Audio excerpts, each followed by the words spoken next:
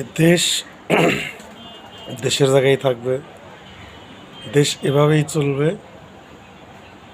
মাঝখানে বসে কিছু কিছু মানুষ হবে দোষী, যেমন ডক্টর ইউনূস এই রাজনীতির পথে ঢুকে সে হবে দোষী। চাঁদা একদল খাইছে আর একদল খাওয়ার লাগে হা করে রয়েছে, সে হয়েছে দোষী কথাটা বইলে। এখন এই কথার রিয়াকশন যে ব্যক্তি করছে ওই ব্যক্তি কোথায়?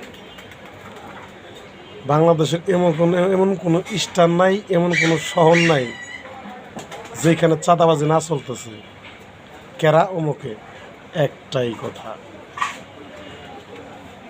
আরও তো দল আছে। তো এই কারণে বলবো যে যদি কেউ কিছু বলে যেটা যার গায়ে লাগে, এটা দেখবেন ওরাই কইরে বেড়ায়। ওরা কইরে বেড়ায় বিধায় ওদের গায়ে লাগে।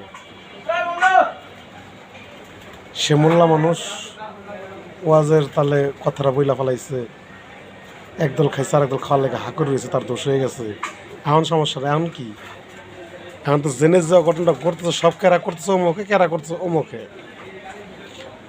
এখন ওই ধরনের যারা নাকি রিয়াকশন করছিল ওই ধরনের লোকদের রাস্তায় ফালাইয়া এক ফের পিটানো যায় যে মাদার সত্রা রাস্তায় নেমে দেখ।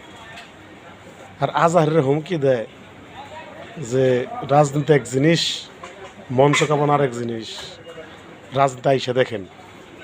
তা আমি চাইছিলাম যে আজহার জামাত ইসলাম থেকে 20টা আসন নিয়ে খারাপ, এই দেশটারে চলার মতো ব্যবস্থা রইল না। অবশ্য আমাকে ভাইবে চিন্তা লাভ নাই, কারণ কামলার আর কি কাম? কামলার কাম সমালোচনা করা, নিজের কাজ করা।